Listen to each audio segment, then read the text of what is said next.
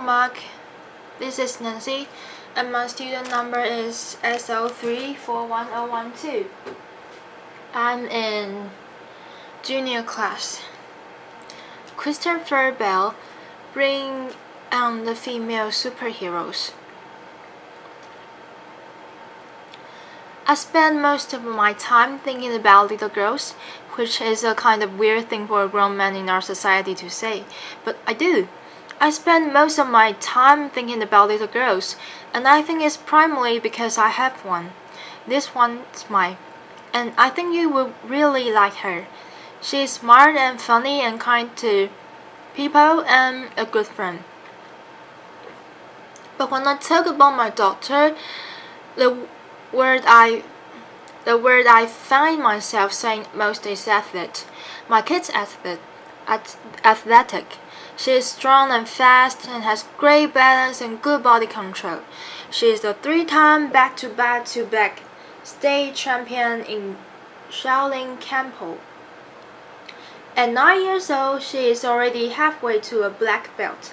My daughter is athletic.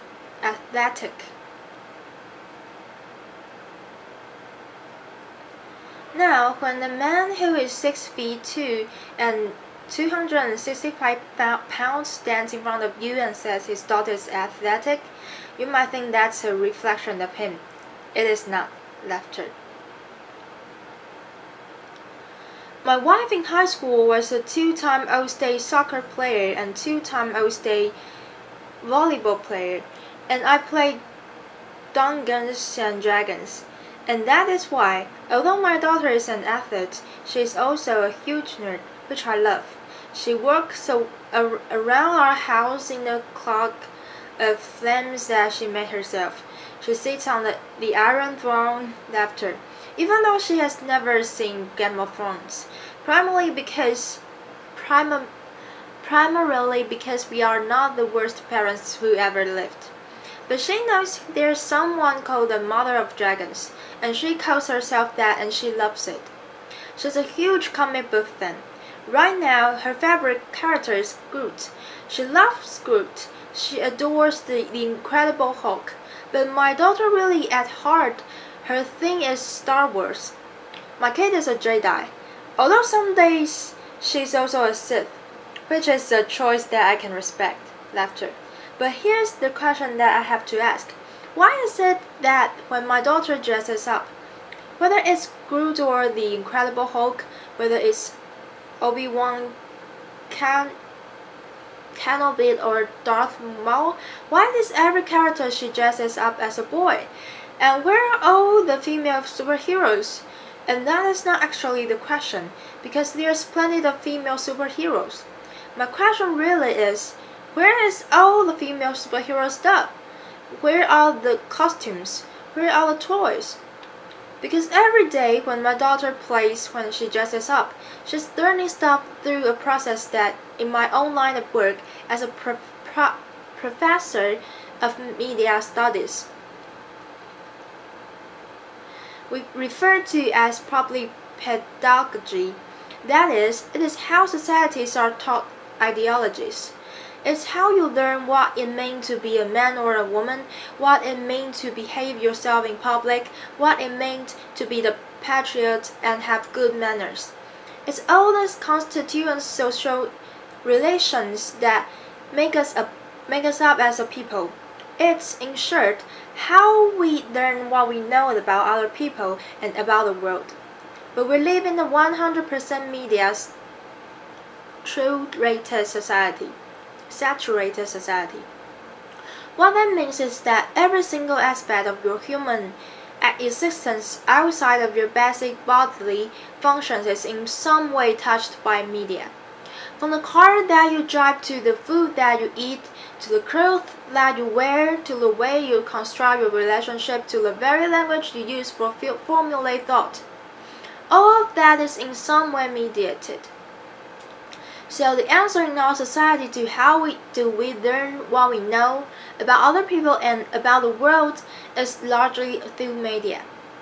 Well, there's a wrinkle in that in our society, media don't simply exist as information distribution technologies and devices. They also exist as corporate entities. And when the distribution of information is tied to financial gain, there's a problem. How big of a problem? We think about this. In 1983, 90% of American media were owned by 50 companies. In any market, 50 companies doing something is a lot of companies. It's a lot of different worldviews. In 2015, that number has shrunk to six companies. They are NBC Universal Comcast, Time Warner, the Walt Disney Company, News Corp, Viacom, and the CBS Corporation. These 6 companies produce 9 out of every 10 movies you watch, 9 out of every 10 television shows, 9 out of every 10 songs, 9 out of every 10 books. So my question to you is, if 6 companies control 90% of American media, how much influence do you think they have over what you are allowed to see every day? Because in media studies, we spend a lot of time saying that media can't tell us what to think, and they can. They are terrible at that, but that's not their job. Media don't tell us what to think. Media tell us what to think about. They control the conversation, and in controlling the conversation, they don't have to get you to think what they want you to think. They'll just get you thinking about the things they want you to think about.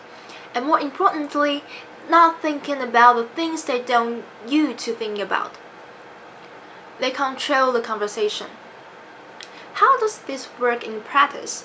Let's just take one of those companies. We'll do an easy one. Let's talk about the Walt Disney Company for a second. The reason why I always pick the Walt Disney Company is this. Is there a single person in this room who has never seen a Disney movie? Look around. Exactly. I picked Disney because they have what we call 100% penetration in our society.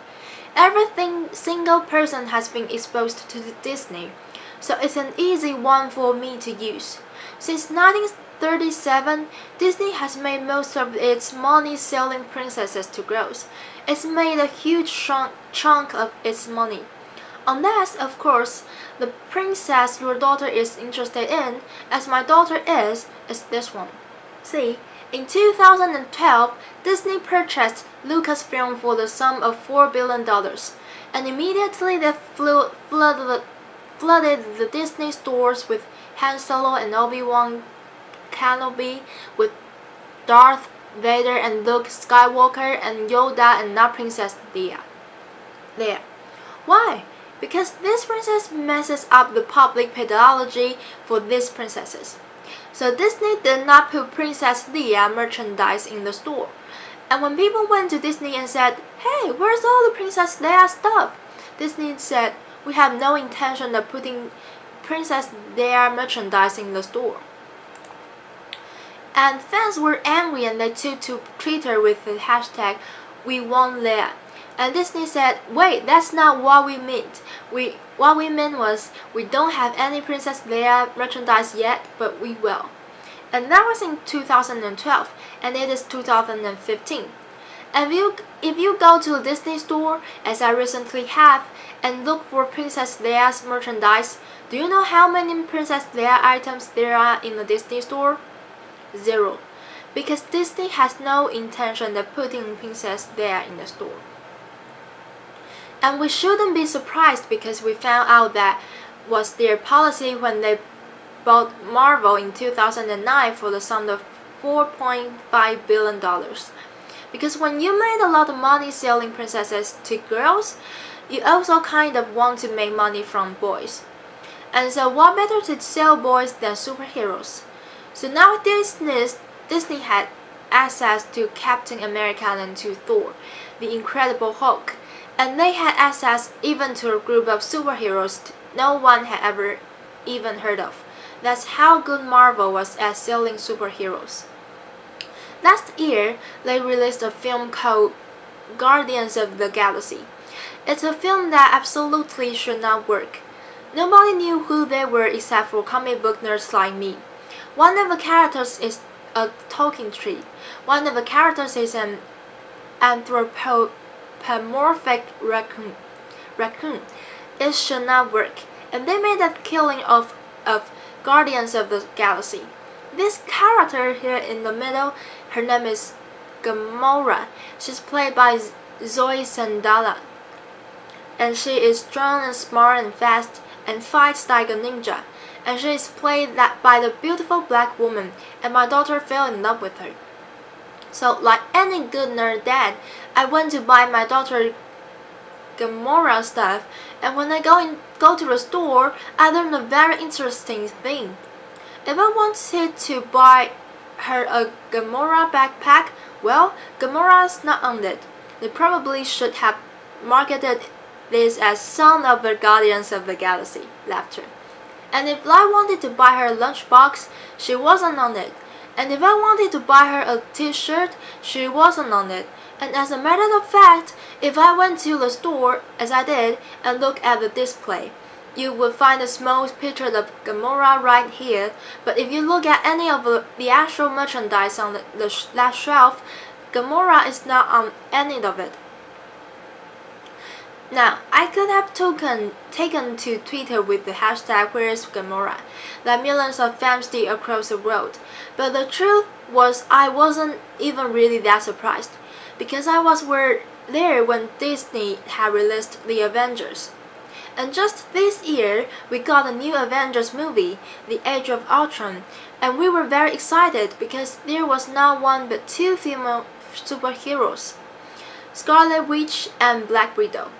And we were very excited, but here's the real thing about this. Even though Scarlett Johansson, who is one of the most popular actresses in America, plays Black Widow, and Black Widow is the star of not one, not two, but 5 different Marvel movies. There is not a single piece of Black Widow merchandise available, not one.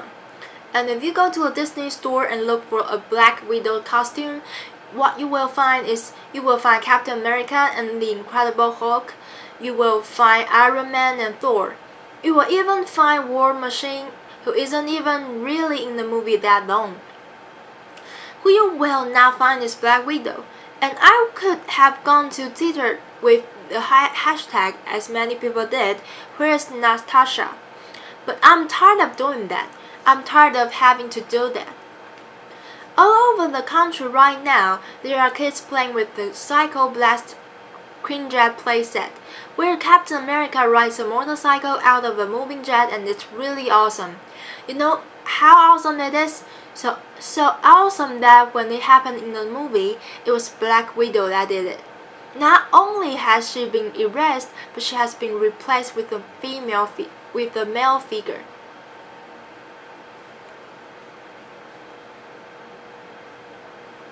And so what is this teaching us? I mean, over the next 5 years, Disney and Warner Bros. And a bunch of movie studios are going to release over 30 feature-length films with comic book characters. And of those 30 feature-length films, exactly 2 of them will have female solo leads. 2. Now, there will be females in the rest of these movies, but there will be sidekicks, there will be love interests, there will be members of teams. There will not be the main character. And if what we learn, what we know about other people and about the world we learn through media, then these companies are teaching my daughter that even if she is strong and smart and fast and fights like a ninja, all 4 of which are turned of her, it doesn't matter. She will either be ignored by Gamora or erased and replaced with a boy like Black Widow. And it's not fair. It's not fair to her, and it's not fair to your sons and daughters either. But here's the thing. I'm raising a little girl, and she has a little tomboy in her, which by the way is a terrible thing to call a girl. What that basically is saying is, those traits that define you, they are not really yours. They're just loaned to you for a little while from boys. But do you know how much grief she's going to take in her life for having a little tomboy in her? Zero. People will think it's cute. They'll call her feisty, because in our society, adding so-called male traits to girls is seen as an upgrade, seen as a bonus. I'm not raising a little boy like Mike. Mike is a little boy in Florida. She is 11 years old, and the thing that he loves most in the world is a show called My Little Pony. Friendship is magic, like millions of other children across America. Now, the show is marketed to girls ages 5 to 9, but there are millions of boys and grown men who enjoy My Little Pony. Friendship is magic. They have a club. They call themselves Bronies, Pony Bros, guys who like ponies. I happen to be one of them. And what are Mike and myself and millions of other boys and men learning in this feminine, sissified world of My Little Pony? Well, they're learning to study hard and to work hard and to party hard and to look good and to feel good and to do good. And heaven preserve us from teaching these oosified concepts to boys. So the other kids in his neighborhood pick on Mike and they beat him up and they make fun of him. And at 11 years old, Mike goes home, finds a belt, wraps it around his neck, and hangs himself from the top bunk of his bed.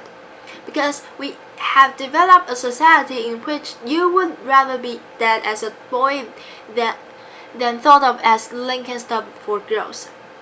And that is not Mike's fault. That is our fault. We have failed him. We have failed our children. And we have to do better for them. We have to stop making it so that the only female superheroes appear on shirts that are pink and cut for girls. We have to stop. And when I was putting this together, people said to me, well, that's never going to happen. And I said, oh really? Because just this year, Target announced that they were going to stop gendering their toy allies. They were going to mix it up. Toy aisles. They were going to mix it up. Now, before we break our shoulders patting Target on the back, just this week we released a shirt on which none of the most iconic scenes in Star Wars, A New Hope, where Princess Leia stands up to the Dark Lord of the Sith, was released on the shirt in which she's mysteriously replaced by Luke. So let's don't pat ourselves on the back too much. Just this week also, Disney announced it was no longer going to gender its Halloween costumes, which I say, thank you Disney, except the only costumes you make are of male superheroes. So does it matter who you have wearing them? Just this week, Mattel, who makes Barbie, announced they are going to release a line of DC superhero girls. And the funny thing is, they met with girls and asked them what they wanted to see in dolls. And you can see they have calves and elbows and bends so they can do superhero stuff. And please buy them. And don't just buy them for your daughters, buy them for your sons. Because it's important that boys play with and as female superheroes, just as my daughter plays with and as male superheroes. As a matter of fact, what I would love is a world in which every person who goes to the store goes with a little flow chart in their head of whether or not they should buy this toy for a boy or a girl. And it's a real simple flow chart because it only has one question on it. It says, is this toy operated with your genitals? Laughter. If the answer is yes, then that is not a toy for children. Laughter. And if the answer is no, then it's for boys and girls. It's really simple. Because today is about the future of the future. And in my future, boys and girls are equally respected, equally valued, and most importantly, equally represented. Thank you. Applause.